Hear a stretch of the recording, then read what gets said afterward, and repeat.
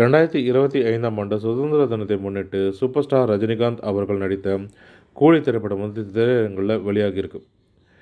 அனைவரது பார்வையும் இதன் மீது தான் இருக்குது. ஏற்கனவே மிகுந்த எதிர்பார்ப்பு ரசிகர்கள் மத்தியில் மிகுந்த எதிர்பார்ப்பை ஏற்படுத்திய இந்த திரைப்படம் தற்பொழுது திரைக்கு திரையரங்குகளையும் ரசிகர்கள் மத்தியில் நன்றாக வரவேற்பும் கிடைத்துட்டும் வருது. ஒரு சில இடங்களில் கலைவான விமர்சனங்கள் இருந்தாலுமே ரசிகர்கள் மத்தியில் நல்ல வரவேற்பும் கிடைத்துட்டு வருது.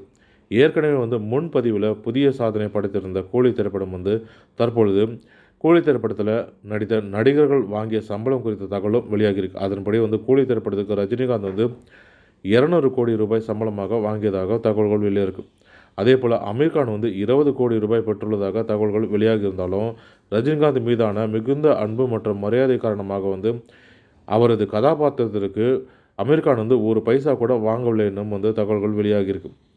அதே போல் கூலி படத்தில் சைமன் கதாபாத்திரத்தில் நடித்திருந்த நாகார்ஜுனா 10 கோடியும் ஸ்ருதிஹாசன் 4 கோடியும் பெற்றதாக தகவல்கள் வெளியாகியிருக்கு.